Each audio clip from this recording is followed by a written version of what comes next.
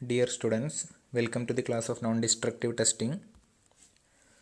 In this class, we will discuss the topics interpretation and evaluation of test indications, false indications, safety precautions required in LPI, applications, advantages and limitations of LPI.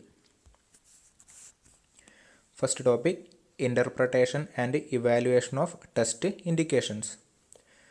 After completion of the development time, the indications that are formed on the test surface should be inspected, interpreted and evaluated. അതായത് liquid പെനിട്രൻ്റ് inspection test കഴിയുന്ന സമയത്ത് അതിൻ്റെ procedure എന്തൊക്കെയാണ് വരുന്നത്? സർഫസിൽ പെനിട്രൻ്റ് apply ചെയ്യും, അതിനുശേഷം surface ആദ്യം ക്ലീൻ ചെയ്യും, അതിനുശേഷം പെനിട്രൻ്റ് അപ്ലൈ ചെയ്യും, പിന്നെ ഡെൽ ടൈം കൊടുക്കും. ആ ഡെൽ ടൈമിൽ എന്തായിരിക്കും, ആ സർഫസിൽ എന്താ ക്രാക്കൊക്കെ ഉണ്ടെങ്കിൽ ആ ക്രാക്കിൻ്റെ അകത്തേക്ക് നമ്മൾ പെനിട്രൻ്റ് എൻ്റർ ചെയ്യാനുള്ളൊരു ടൈമാണ്. ആ ഡെൽ ടൈമിലാണ് ആ ക്രാക്കിലോട്ടൊക്കെ എൻ്റർ ചെയ്യുന്നത്. അതിനുശേഷം ആ സർഫസിലെ എക്സസ് പെനിട്രൻസ് റിമൂവ് ചെയ്യും. മീൻസ് ആ ക്രാക്കിലുള്ളത് അവിടെ തന്നെ ഉണ്ടാവും. സർഫസിലെ എക്സസ് പെനിട്രൻസ് റിമൂവ് ചെയ്യും. അതിനുശേഷം ഡെവലപ്പർ സർഫസിൽ അപ്ലൈ ചെയ്യും. ആ ഡെവലപ്പർ എന്ത് ചെയ്യും, ആ ക്രാക്കിൽ ട്രാപ്പ് ചെയ്തിരിക്കുന്ന ആ പെനിട്രൻറ്റിനെ സർഫസിലോട്ട് വലിച്ച് നമുക്ക് കാണിച്ചു തരും. ഓക്കെ, ഇതാണ് അതിൻ്റെ സ്റ്റെപ്സിൽ വരുന്നത്. അങ്ങനെ സർഫസിൽ ഒരു ഇൻഡിക്കേഷൻസ് കാണിച്ച് തന്നിട്ടുണ്ടെങ്കിൽ, നോർമലി നമ്മൾ വിസിബിൾ ഡൈ ആണ് യൂസ് ചെയ്യുന്നതെങ്കിൽ എന്തായിരിക്കും, റെഡ് കളർ ഡൈ ആണ് യൂസ് ചെയ്യുന്നുണ്ടാവുക. ഡെവലപ്പർ നോർമലി വൈറ്റ് ബാക്ക്ഗ്രൗണ്ടിലായിരിക്കും നമുക്ക് ആ ഇൻഡിക്കേഷൻസ് കാണിച്ചു തരുന്നത്. ഓക്കെ, ഇനി ഫ്ലൂറസെൻ്റ് ആണെങ്കിലോ നമുക്ക് കാണിച്ചു തരുന്നത് ഗ്രീനിഷ് യെല്ലോ കളറിലായിരിക്കും കാണിച്ചു തരുന്നുണ്ടാവുക against dark background. Fluorescent dye ആണ് ഉപയോഗിക്കുന്നതെങ്കിൽ. ഓക്കെ, ഇനി ഇത് ഇങ്ങനൊരു ഇൻഡിക്കേഷൻ നമുക്ക് കാണിച്ച് തന്നിട്ടുണ്ടെങ്കിൽ, ടെസ്റ്റ് കഴിഞ്ഞു ഇങ്ങനൊരു ഇൻഡിക്കേഷൻ കാണിച്ച് തന്നിട്ടുണ്ടെങ്കിൽ എന്ത് ചെയ്യണം, ആ ഇൻഡിക്കേഷൻസിനെ മെഷർ ചെയ്യണം, അല്ല ഇവാലുവേറ്റ് ചെയ്തിട്ട് ഏത് ടൈപ്പിലുള്ള ക്രാക്കാണ് അല്ലെങ്കിൽ എന്ത് ടൈപ്പിലുള്ള ഡിഫക്റ്റ് ആണ് അത് നമുക്ക് മനസ്സിലാക്കാൻ വേണ്ടി പറ്റണം. അതാണ് ഈ interpretation and evaluation of test indications എന്ന് പറയുന്നത്. LPI indications depend on the type of penetrant used. If fluorescent penetrant is used, defect shows up as glowing yellow-green dots or lines against dark background. ഇതാണ് fluorescent penetrants use ചെയ്യുന്ന സമയത്ത് ഇങ്ങനെയായിരിക്കും നമുക്ക് കാണുന്നുണ്ടാവുക. ഇത് normally ultraviolet light വെച്ചിട്ടാണ് fluorescent penetrants use ചെയ്യുന്ന സമയത്ത് അത് ഇൻസ്പെക്ട് ചെയ്യുന്നത്. അൾട്രാ വയലറ്റ് ലൈറ്റിൽ ആ ക്രാക്ക് പെനിട്രൻറ്റ് യെല്ലോ ഗ്രീൻ കളറായിട്ടാണ് നമുക്ക് കാണുന്നുണ്ടാവുക. ഇനി വിസിബിൾ പെനിട്രൻസ് ആണ് ഉപയോഗിക്കുന്നതെങ്കിലോ, in case of visible penetrant indicated as red dots or lines against white background. Visible ഡൈയുടെ കളർ നമ്മൾ നോർമലി യൂസ് ചെയ്യുന്നത് റെഡ് കളറാണ്. ഡെവലപ്പർ വൈറ്റ് ആയിരിക്കും. അതുകൊണ്ട് ആ വൈറ്റ് ബാക്ക്ഗ്രൗണ്ടിൽ നമുക്ക് റെഡ് കളറായിട്ടാണ് കാണിക്കുന്നുണ്ടാവുക. ഈ കാണിച്ചിരിക്കുന്ന ഇൻഡിക്കേഷൻസൊക്കെ എന്ത് ചെയ്യണം, അനലൈസ് ചെയ്തിട്ട് ഏത് ടൈപ്പിലുള്ള ഡിഫക്റ്റാണ് നമുക്ക് മനസ്സിലാക്കാൻ വേണ്ടി പറ്റണം. അതിനെന്താണ് സെറ്റ് ഓഫ് സ്റ്റാൻഡേർഡ്സ് ഉണ്ട്, അതിനെ കമ്പയർ ചെയ്തിട്ടാണ് ഏതാണെന്ന് ഐഡൻറ്റിഫൈ ചെയ്തെടുക്കേണ്ടത്. കുറച്ച് എക്സാമ്പിൾസ് പറയാം. A crack of small opening is indicated by a line of penetrant. അതൊരു കോസ് ക്രാക്ക് അങ്ങനെ കാണിക്കുന്നുണ്ടാവുക. ഇപ്പം വിസിബിൾ ഡൈ ആണ് ഉപയോഗിക്കുന്നതെങ്കിൽ വൈറ്റ് ബാക്ക്ഗ്രൗണ്ടിൽ ഒരു റെഡ് കളറിലെ ലൈൻ, അതായത് crack of small opening is indicated by line of penetrant. ഇനി ഡോട്ട്സ് ഓഫ് പെനിട്രൻറ്റ് ഇൻഡിക്കേറ്റ്, അതായത് ഇത് dots of penetrant indicate porosities on the surface of object under inspection. Such dots appear over an area or isolated spots and generally do not form a line pattern. Porous structure, അതായത് ചെറിയ ചെറിയ small cavities സർഫസിലുണ്ടെങ്കിൽ ഇതേപോലെയാണ് indicate ചെയ്യുന്നുണ്ടാവുക. ഒന്നിക്കൽ ഒരു വലിയൊരു surface ആണെങ്കിൽ ഒരു ചെറിയ അതിൻ്റെ സ്പോട്ടിലായിരിക്കും ഇതേ കണക്കിനെ കാണിക്കുന്നുണ്ടാവുക. അതിൻ്റെ മീനിങ് അവിടെ പൊറോസിറ്റി ഉണ്ടെന്നാണ്. ഒരു ലൈൻ പാറ്റേൺ ഫോളോ ചെയ്യുന്നുണ്ടാവില്ല. നോർമലി ഒരു സ്പ്രെഡഡ് ആയിട്ടാണത് കാണുന്നുണ്ടാവുക. ഇനി a series of dot forming a line pattern indicates a tight crack, cold shut or partially welded lap. അതായത് ഡോട്ട്സ് തന്നെയാണ്, പക്ഷേ അതൊരു ലൈൻ ഫോം, അവസാനം ആ ഡോട്ട്സൊക്കെ ലിങ്ക് ചെയ്യുന്ന സമയത്ത് നമുക്ക് ഒരു ലൈൻ എന്ന രീതിയിൽ തന്നെ കിട്ടുന്നുണ്ടാവും. അതെന്തായിരിക്കും ഇൻഡിക്കേറ്റ് ചെയ്യുന്നത്, ടൈറ്റ് ക്രാക്കാണ്. ഇതാണ് ഡോട്ട്സ് എന്ന് പറയുന്നത്. ആ സീരീസ് ഓഫ് ഡോട്ട്സ് ജോയിൻ ചെയ്യുന്ന സമയത്ത് ഏകദേശം ഒരു ലൈൻ പാറ്റേൺ ഫോളോ ചെയ്യുന്നുണ്ടാവും. അത് നോർമലി റെപ്രസെൻറ്റ് ചെയ്യുന്നത് ടൈറ്റ് ക്രാക്ക്, കോൾഡ് ഷട്ട് അല്ലെങ്കിൽ പാർഷ്യലി വെൽഡഡ് ലാപ്പാണ്. ഇനി ഫറ്റി ക്രാക്ക് ആണെങ്കിലോ it also appear in the form of series of very fine dots. Fatigue crack എന്ന് പറഞ്ഞാൽ ഇൻ സർവീസിൽ വരുന്നതാണ്. ഫറ്റീഗ് ലോഡിംഗ് കൊണ്ട് വരുന്നതാണ് ഫറ്റി ക്രാക്ക് എന്ന് പറയുന്നത്. അത് ഇനി ഡിഫറെൻറ്റ് ഡിഫക്ട്സ് വിസിബിൾ പെനിട്രൻറ്റും ഫ്ലൂറസെൻറ്റ് പെനിട്രൻസും യൂസ് ചെയ്യുന്ന സമയത്ത് അങ്ങനെ ആയിരിക്കും കാണിക്കുന്നത്. ഇപ്പോൾ ഇവിടെ പറഞ്ഞു തന്നെയാണ്. ക്രാക്സ് ആണെങ്കിൽ വിസിബിൾ പെനിട്രൻറ്റ് യൂസ് ചെയ്യുന്ന സമയത്ത് തിൻ റെഡ് ലൈൻസ്, അതേപോലെ depth indicated by the degree of spread. ആ ക്രാക്കിൻ്റെ ഡെപ്ത് നമുക്ക് ആ degree of spread of penetrant നമുക്ക് മനസ്സിലാക്കാൻ വേണ്ടി പറ്റും.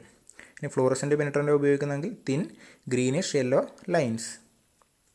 ഇനി പൊറോസിറ്റി ആണെങ്കിലോ വിസിബിൾ പെനിട്രൻറ്റ് യൂസ് ചെയ്യുന്ന സമയത്ത് series of red spot spread over the surface. Fluorescent ആവുന്ന സമയത്ത് series of greenish yellow spots.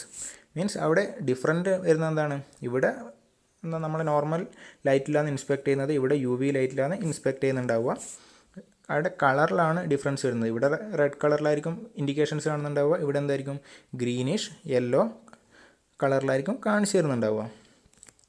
ഇനി വെരി ടൈറ്റ് ക്രാക്ക് ആംഗിളോട് പറഞ്ഞു series of very small red dots forming a line pattern.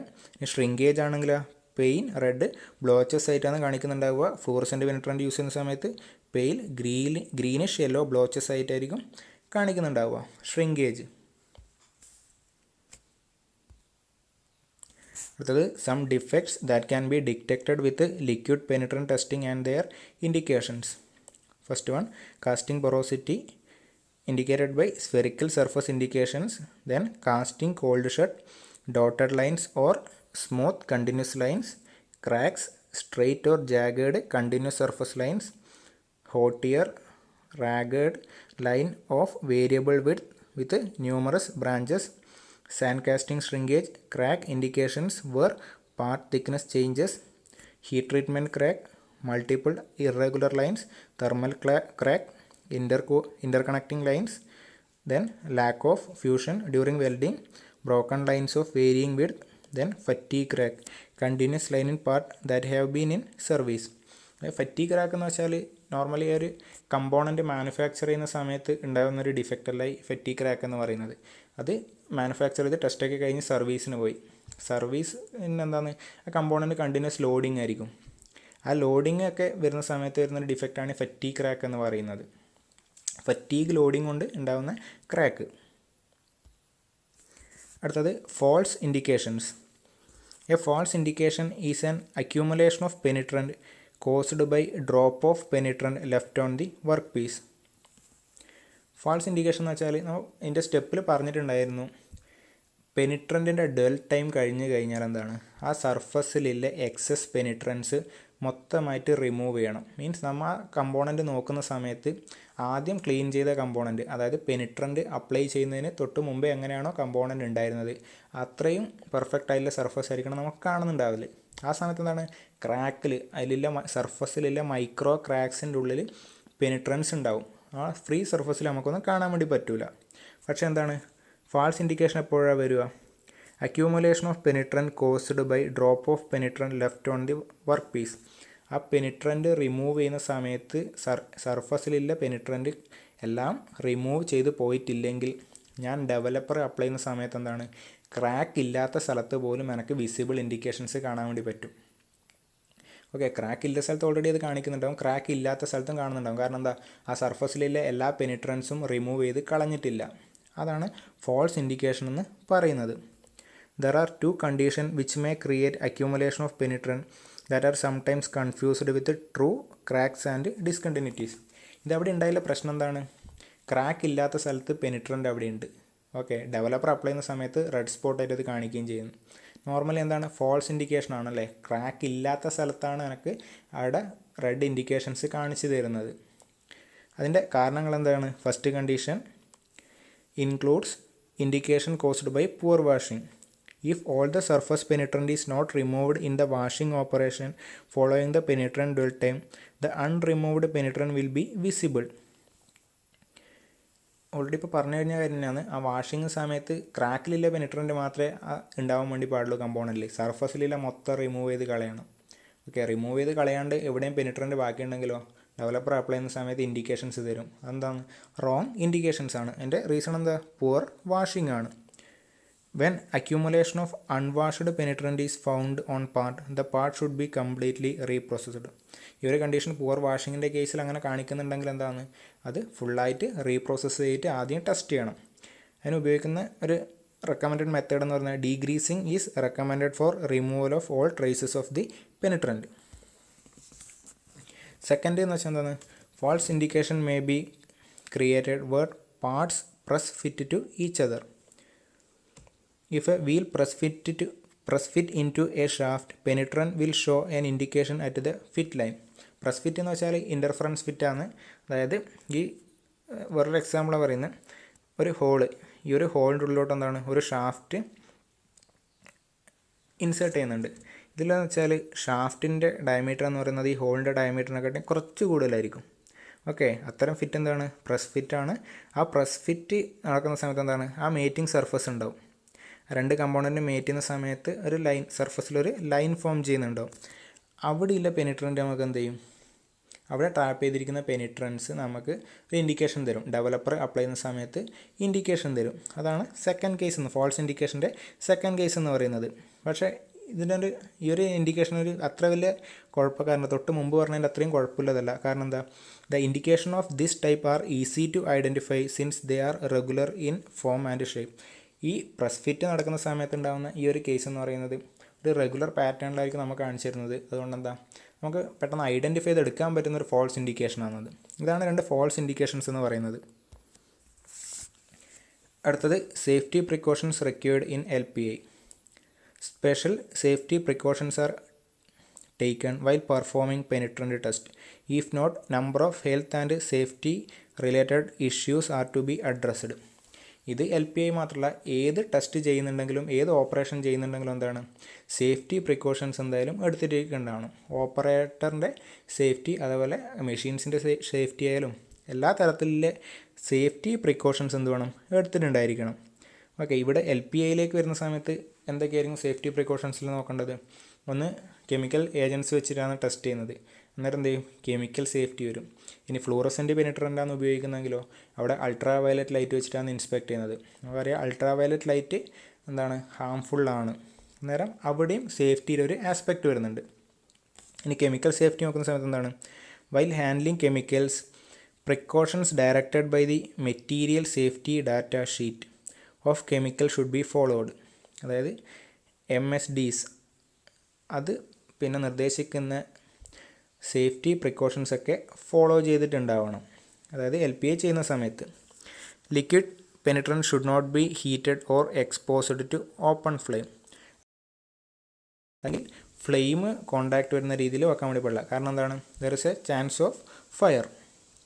Some of the penetrant materials are flammable and therefore should be used and stored in small quantities. അതായത് ഒരുപാട് quantities of penetrance ഒന്നിച്ച് store ചെയ്യാൻ വേണ്ടി പാടില്ല.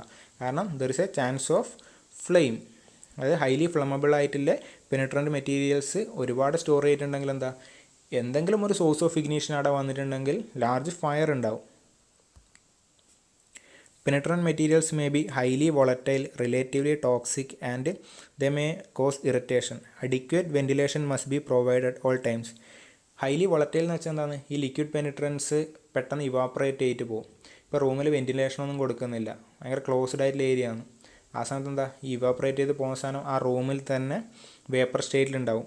Means എന്തെങ്കിലും source of ignition വന്നാൽ അവിടെ fire ഉണ്ടാവാനുള്ള സാധ്യതയുണ്ട്. പിന്നെന്താ? ടോക്സിക് ആണെങ്കിൽ ഇൻഹെയിൽ ചെയ്യുന്ന സമയത്തുള്ള പ്രശ്നങ്ങൾ, അതേപോലെ വേറെ ഇറിറ്റേഷൻസ്, ഇതൊക്കെ ഉണ്ടാവും. അതുകൊണ്ട് LPI ചെയ്യുന്ന സമയത്ത് എന്താ? ആ റൂം പ്രോപ്പർ വെൻറ്റിലേഷൻ അല്ലെങ്കിൽ എയർ സർക്കുലേഷൻ ആ റൂമിൽ ഉണ്ടായിരിക്കണം. ഇതിൻ്റെ ഉള്ളിൽ ഇതേ കണക്കിന് വേപ്പേഴ്സൊക്കെ ഫോം ചെയ്യുന്നുണ്ടെങ്കിൽ അത് പുറത്തോട്ട് പോകാനുള്ള അറേഞ്ച്മെൻറ്റ്സ് ഒക്കെ ഇവിടെ ഉണ്ടായിരിക്കണം. പിന്നെ for protection of eyes, goggles should be used. Gloves and other protective clothing should be used to limit contact with chemicals. Second, ultraviolet light safety. Ultraviolet light has wavelength ranging from 180 to 400 nanometers. These wavelengths place UV light in the invisible part of electromagnetic spectrum between visible light and X-rays. ഇത് electromagnetic സ്പെക്ട്രമാണ് ഇവിടെ കാണിച്ചിരിക്കുന്നത്. നമ്മളെ visible ലൈറ്റിൻ്റെ diameter എത്രയായി വരുന്നത് 400 nanometre to 700 nanometre ആണ്, means നമുക്ക് കാണാൻ വേണ്ടി പറ്റുന്നത്. ഇനി അൾട്രാ വയലറ്റ് എവിടെയാണ് വരുന്നത്? In between X-ray and visible light ആണ് അൾട്രാ വയലറ്റ് വരുന്നത്. അതിൻ്റെ ഫീച്ചർ എന്താണ്? അത് നമുക്ക് ഇൻവിസിബിൾ ആണ്, കാണാൻ വേണ്ടി പറ്റൂല. Ultra violet raise, ultra violet raise എന്ന് വെച്ചാൽ നമ്മളെ ബോഡിയിലേക്ക് ഡയറക്റ്റായിട്ട് അത് സ്ട്രൈക്ക് ചെയ്യുന്ന സമയത്ത്, ഹൈ ഇൻറ്റൻസിറ്റിയിൽ സ്ട്രൈക്ക് ചെയ്യുന്ന സമയത്ത് ഒരുപാട് ഡ്രോബാക്സ് ഉണ്ട് നമുക്ക്. ഓക്കെ, അതുകൊണ്ട് എന്താ, ഒരു പർട്ടിക്കുലർ വേവ് ലെങ്ത്തിൽ മാത്രമേ ആ പ്രശ്നവും വരുന്നുള്ളൂ. Skin and eye damage occur at wavelength around 320 nanometre and shorter, which is well below 365 nanometre wavelength where penetrants are designed to fluoresce. അതായത് എനിക്ക് ആ വിസിബിൾ ഇൻഡിക്കേഷൻസ് കാണിക്കണമെന്നുണ്ടെങ്കിൽ എത്രയാണ്? 365 നാനോമീറ്റർ എറൗണ്ടിലില്ലേ അൾട്രാ വയലറ്റ് ലൈറ്റാണ് വേണ്ടുന്നത്. നമുക്ക് ഡേഞ്ചറസ് ആയിട്ടുള്ള wave length എത്രയാണ് വരുന്നത്? 320 നാനോമീറ്റർ ആൻഡ് ഷോർട്ടറാണ്. മീൻസ് ഈ 365-നെക്കാട്ടിയും കുറഞ്ഞൊരു വാല്യൂ ആണ് നമുക്ക് ഡേഞ്ചറസ് ആയിട്ടുള്ളത്. അതിൻ്റെ മീനിങ് എന്താണ്? ആ അൾട്രാ വയലറ്റ് ലൈറ്റിൽ നിന്ന് ആ 320 നാനോമീറ്റർ ആൻഡ് ലോവർ ആയിട്ടുള്ളത് ഫിൽട്ടർ ചെയ്ത് കളയാൻ വേണ്ടി പറ്റുന്നുണ്ടെങ്കിൽ എന്താണ്, ആ ഹ്യൂമണിലെ ഡേഞ്ചർ അല്ല ഓപ്പറേറ്ററിലെ ആ ഒരു റിസ്ക് ഫാക്ടർ എന്ത് ചെയ്യാൻ വേണ്ടി കുറക്കാൻ വേണ്ടി പറ്റും. Therefore, UV lamps used in penetrant testing should filter and remove harmful UV wavelengths. നമുക്ക് ആ ഹാംഫുൾ ആയിട്ടുള്ള ഓപ്പറേറ്റർക്ക് ഹാംഫുൾ ആയിട്ടുള്ള എല്ലാ വേവ് ലെങ്ത്തും ഫിൽട്ടർ ചെയ്ത് റിമൂവ് ചെയ്യാൻ വേണ്ടി പറ്റണം നമ്മളെ ആ അപ്പാരറ്റസിന്. അതാണ് അൾട്രാ വയലറ്റ് സേഫ്റ്റിയിൽ വരുന്നത്. അടുത്തത് applications of LPA. LPA already പറഞ്ഞിട്ടുണ്ടായിരുന്നു. ഇതെന്താണ്? ഒരു സർഫസ് NDT മെത്തേഡാണ്, അല്ലാണ്ട് ബൾക്ക് NDT അല്ല, സർഫസ് NDT മെത്തേഡാണ്. സർഫസിലെ ക്രാക്സ്, പൊറോസിറ്റി, അതേപോലെ ഡിഫക്ട്സ് നമുക്ക് ഐഡൻറ്റിഫൈ ചെയ്തെടുക്കാനാണ് ഏതുപയോഗിക്കുന്നത്? ഈ LPA ലിക്വിഡ് പെനിട്രൻ്റ് ഇൻസ്പെക്ഷൻ എന്ന് പറഞ്ഞ മെത്തേഡ് ഉപയോഗിക്കുന്നത്. LPA can be effectively used to detect surface discontinuities such as cracks, അതേപോലെ porosity, laps and cold shut on non-porous metallic and non-metallic materials. Typical application of LPA include first one, aerospace. LPA method is widely used in aerospace industries for both production and quality control and regular maintenance activities. Typical components that are checked by this method include turbine, rotor disc, blades, aircraft wheels, casting, forged parts and welded assemblies. എയറോസ്പേസിൽ വെച്ചാൽ രണ്ട് സ്ഥലത്താണ് വരുന്നത്. ഒന്ന് ഫസ്റ്റത്തെ case എന്ന് വെച്ചാൽ quality control എവിടെ വരുന്നത്? ഒരു കമ്പോണൻറ്റ് മാനുഫാക്ചർ ചെയ്തിട്ട് ആ കസ്റ്റമർ എൻ്റെ യൂസറിലോട്ട് എത്തുന്നതിന് മുമ്പേ എന്ത് ചെയ്യും? അത് ഇൻസ്പെക്ട് ചെയ്തിട്ട് ആ ഫിറ്റ്നസ് ഫോർ യൂസ് അല്ലെങ്കിൽ ക്വാളിറ്റി ഉണ്ടെങ്കിൽ മാത്രമേ അത് എൻ്റെ കസ്റ്റമറിലോട്ട് അത് റിലീസ് ചെയ്യുള്ളൂ. അവിടെ എന്ത് ഉപയോഗിക്കുന്നുണ്ട്? LPA ഉപയോഗിക്കുന്നുണ്ട്. പിന്നെ റെഗുലർ മെയിൻ്റനൻസ്, ഒരു പർട്ടിക്കുലർ ഡ്യൂറേഷൻ ആ കമ്പോണൻറ്റ് സർവീസ് ചെയ്ത് കഴിഞ്ഞു, അതിനുശേഷം ആ കമ്പോണൻ്റ് എടുത്തിട്ട് എന്ത് ചെയ്യും? അത് ഇൻസ്പെക്ട് ചെയ്യും. അതിനെന്തെങ്കിലും പ്രശ്നങ്ങളുണ്ടോ അല്ലെങ്കിൽ ലോഡ് ചെയ്യുന്ന സമയത്ത് എന്തെങ്കിലും ഡിഫക്റ്റ് സംഭവിച്ചിട്ടുണ്ടോ, അതാണ് മെയിൻ്റനൻസ് റിലേറ്റഡ് ആയിട്ട് വരുന്നത്. ഇവിടെയൊക്കെ എന്ത് ഉപയോഗിക്കുന്നുണ്ട്? LPA ഉപയോഗിക്കുന്നുണ്ട്. ഇനി ഓട്ടോമൊബൈൽസിനാണെങ്കിലോ many automotive parts, particularly aluminum casting and forging, including piston and cylinder heads, are subjected to LPA checks before assembly. അടുത്തത് railways. LPA to detect fatigue cracking is also used for the regular in-service examination of bogie frames of railway locomotive and rolling stock. ശരിക്കും ഈ LPAയുടെ history എന്ന് പറഞ്ഞാൽ start ചെയ്യുന്നത് തന്നെ ഈ railway സെക്ഷനിലാണ്. ആദ്യമായിട്ട് ഈ LPA ഉപയോഗിച്ചത് റെയിൽവേയിലായിരുന്നു ആദ്യമായിട്ട് ഉപയോഗിച്ചത്. അത് 1900 ആ റേഞ്ചിൽ തന്നെയായിരുന്നു ഇത് ഉപയോഗിച്ചിരുന്നത്. അത് ഓയിൽ ആൻഡ് വൈറ്റിംഗ് മെത്തേഡ് എന്ന് പറയുന്ന മെത്തേഡായിരുന്നു അവിടെ യൂസ് ചെയ്തിരുന്നത്. പിന്നെ ഈ ഡൈസൊക്കെ യൂസ് ചെയ്യാൻ വേണ്ടി തുടങ്ങിയത് 1940 ആ റേഞ്ചിലാണ്. അതായത് അതിൻ്റെ കമ്പോണൻസൊക്കെ സർഫസിൽ എന്തെങ്കിലും ഡിഫക്ട്സ് ഉണ്ടോ ഒക്കെ ഐഡൻറ്റിഫൈ ചെയ്യാൻ വേണ്ടിയിട്ട് നമുക്ക് എന്ത് ഉപയോഗിക്കാം? LPA ഉപയോഗിക്കാൻ വേണ്ടി പറ്റും. അടുത്ത ആപ്ലിക്കേഷൻ ഏതൊക്കെയാണ് വരുന്നത്? Tool and die. Field drilling race, drill pipes, casting and drilling equipments are inspected by this method. Then inspection on reactors and tank, vessel, reactor, piping, dryers in chemical petrochemical industries are inspected by this method. അതായത് ഈ ഇൻഡസ്ട്രിയിലൊക്കെ നമുക്ക് surface defect identify ചെയ്തെടുക്കാൻ വേണ്ടിയിട്ട് എന്ത് ഉപയോഗിക്കുക, LPA നമുക്ക് ഉപയോഗിക്കാൻ വേണ്ടി പറ്റും. അടുത്തത് advantages of LPA. First one, high sensitivity to small surface discontinuities. അതായത് നമ്മളെ നെയ്ക്കഡ് അതിനെ കൊണ്ട് കാണാൻ പറ്റാത്ത അത്രയും മൈക്രോ ക്രാക്സ് ഒക്കെ ഉണ്ടാവും. അതൊക്കെ നമുക്ക് ആർക്കും ഐഡൻറ്റിഫൈ ചെയ്തെടുക്കാൻ വേണ്ടി പറ്റും, ഈ LPAക്ക് നമുക്ക് ഇൻഡിക്കേഷൻസ് തരാൻ വേണ്ടി പറ്റും. Second one, easy inspection of part with complex shape. Third one, quick and inexpensive inspection of large area and large volume of parts. Few material limitations. അതായത് ഈ ഒരു മെത്തേഡ് മെറ്റാലിക്കിന് ഉപയോഗിക്കുക, മെറ്റാലിക് കമ്പോണൻസിന് ഉപയോഗിക്കുക, നോൺ മെറ്റാലിക് കമ്പോണൻസിന് ഉപയോഗിക്കുക, magnetic and non magnetic മെറ്റീരിയൽസിന് ഉപയോഗിക്കുക, conductive and non conductive materials, ഏത് മെറ്റീരിയൽസിന് വേണമെങ്കിൽ ഇത് ഉപയോഗിക്കാൻ വേണ്ടി പറ്റും. പക്ഷേ പോറസ് ആയിട്ടുള്ള മെറ്റീരിയൽസിന് ഉപയോഗിക്കാൻ വേണ്ടി പറ്റില്ല. അതതിൻ്റെ പ്രിൻസിപ്പിൾ എന്ന് നിങ്ങൾക്ക് മനസ്സിലാവുന്നുണ്ടാവും. Fifth one, a visual representation of flow are indicated directly on the part surface. അതായത് ഡെവലപ്പർ അപ്ലൈ ചെയ്താൽ നമുക്ക് എന്താണ്, ഡയറക്റ്റായിട്ട് നമുക്ക് ആ പാർട്ടിന് മുമ്പിൽ വേറെ പിന്നെ സബ്സീക്വൻറ്റ് ടെസ്റ്റിംഗ് ഒന്നും ആവശ്യമില്ല, ഡയറക്റ്റായിട്ട് നമുക്ക് അവിടെ വിഷ്വൽ ഇൻഡിക്കേഷൻസ് നമുക്ക് കിട്ടും. 6, aerosol spray cans make the process portable, convenient and inexpensive. നമ്മൾ ഇതിൻ്റെ മെത്തേഡ്സ് പറയുന്ന സമയത്ത് പറഞ്ഞിട്ടുണ്ടായിരുന്നു, വാട്ടർ വാഷബിൾ, പോസ്റ്റ് ഇമൽസിഫയർ, പിന്നെ സോൾവെൻറ്റ് റിമൂവബിൾ. അതിൽ ആദ്യത്തെ 2 മെത്തേഡ്സ് എന്ന് പറഞ്ഞാൽ ഇൻസ്റ്റേഷൻ ചെയ്യുന്നതാണ്. തേർഡ് വൺ, സോൾവെൻറ്റ് റിമൂവബിൾ മെത്തേഡിൽ എന്താണ്, നോൺ അക്വസ് ഡെവലപ്പറാണ് ഉപയോഗിക്കുന്നത്. മീൻസ് ഇൻ സൈറ്റ് പോയിട്ട് നമുക്ക് ഇൻസ്പെക്ട് ചെയ്യാൻ വേണ്ടി പറ്റും. ഓക്കെ, അതാണ് 6th എന്ന് പറയുന്നത്. 7, indications can reveal relative size, shape and depth of the flow. 8th one, it is easy and require minimal amount of training. അത് ഓപ്പറേറ്റർ ട്രെയിനിങ്, അത്ര വലിയ കോംപ്ലിക്കേറ്റഡ് ആയിട്ടുള്ള മെത്തേഡ് അല്ലാത്തതുകൊണ്ട് മിനിമം ഓപ്പറേറ്റർ ട്രെയിനിങ് മതി. പക്ഷേ എന്നാലും അവിടെ ശ്രദ്ധിക്കേണ്ട കുറച്ച് കാര്യങ്ങളൊക്കെ ഉണ്ട്. എന്താണ്, പെനിട്രൻറ്റ്, എക്സസ് പെനിട്രൻറ്റ് റിമൂവ് ചെയ്യുന്ന സമയത്തൊക്കെ ഒരുപാട് ശ്രദ്ധിക്കേണ്ടതായിട്ടുണ്ട്. അടുത്തത് limitations of LPA. It can only detect flaws open to surface. Already പറഞ്ഞതാണ്, ഇതെന്താണ്, സർഫസ് NDT മെത്തേഡാണ്. സർഫസിലുള്ള ഡിഫക്റ്റ് മാത്രമേ ഇതിന് ഐഡൻറ്റിഫൈ ചെയ്തെടുക്കാൻ വേണ്ടി പറ്റുള്ളൂ, അല്ലാണ്ട് ബൾക്കിലുള്ള ഡിഫക്റ്റ് നമുക്ക് identify ചെയ്തെടുക്കാനാവില്ല. Second one, material with a porous surface cannot be examined using this process. Third one, only clean smooth surface can be inspected. അതായത് സർഫസിൻ്റെ പുറത്ത് എന്താണ്, എന്തെങ്കിലും ഡേർട്ട്, ഗ്രീസോ അല്ല റസ്റ്റോ എന്തെങ്കിലും ഉണ്ടെങ്കിൽ എന്താണ്, നമുക്ക് ഇവിടെ കിട്ടുന്ന റിസൾട്ട് എന്തായിരിക്കും, റോങ് റിസൾട്ടായിരിക്കും നമുക്ക് കാണിച്ചു തരുന്നുണ്ടാവും. അത്രയും സ്മൂത്തായിട്ട് ആൻഡ് ക്ലീൻ സർഫസ് മാത്രമേ ഇൻസ്പെക്ട് ചെയ്യാനാവുള്ളൂ. Fourth one, examiner must have direct access to the surface being examined.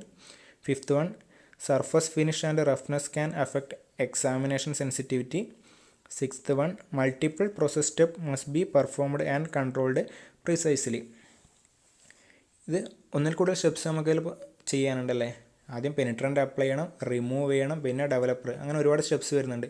ഇതിൽ ഏറ്റവും കൂടുതൽ ശ്രദ്ധിക്കേണ്ട സ്റ്റെപ്പ് ഏതാണ് പറഞ്ഞത്, എക്സസ് പെനിട്രൻ്റ് സർഫസ് നിന്ന് റിമൂവ് ചെയ്യുന്ന സ്റ്റെപ്പാണ് ഏറ്റവും കൂടുതൽ ശ്രദ്ധിക്കേണ്ടത്. അവിടെ റോങ് ആയിട്ട് എന്താ വന്നിട്ടുണ്ടെങ്കിലോ നമുക്ക് ഫോൾസ് ഇൻഡിക്കേഷൻസ് കിട്ടും. അതുകൊണ്ട് അത് പ്രിസൈസ് ആയിട്ട് ചെയ്യേണ്ട കാര്യമാണ്. 7, post cleaning of parts and material is required especially if welding is to be performed.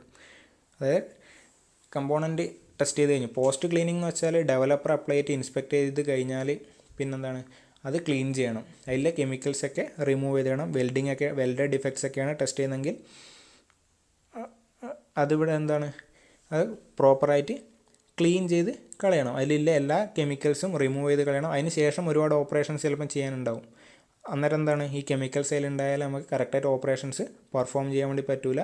അതുകൊണ്ട് എന്താ, പോസ്റ്റ് ക്ലീനിങ് എന്ന് പറഞ്ഞത് അത്രയും ഇമ്പോർട്ടൻ്റ് ആണ്. 8ാമത്തത്, proper handling and disposal of chemical is required. 9th, fume can be hazardous and flammable without proper ventilation. അതായത് chemical ഹാൻഡ്ലിങ്ങുമായി ബന്ധപ്പെട്ടതാണ്. സേഫ്റ്റി പ്രിക്കോഷൻസിൽ ഓൾറെഡി പറഞ്ഞു കഴിഞ്ഞു. 10th, interpretation of result is sometimes difficult. ഇവിടെ റിസൾട്ട് ഇൻ്റർപ്രറ്റ് ചെയ്യുന്ന സെറ്റ് ഓഫ് സ്റ്റാൻഡേർഡ്സിനെ compare ചെയ്തിട്ടാണ്.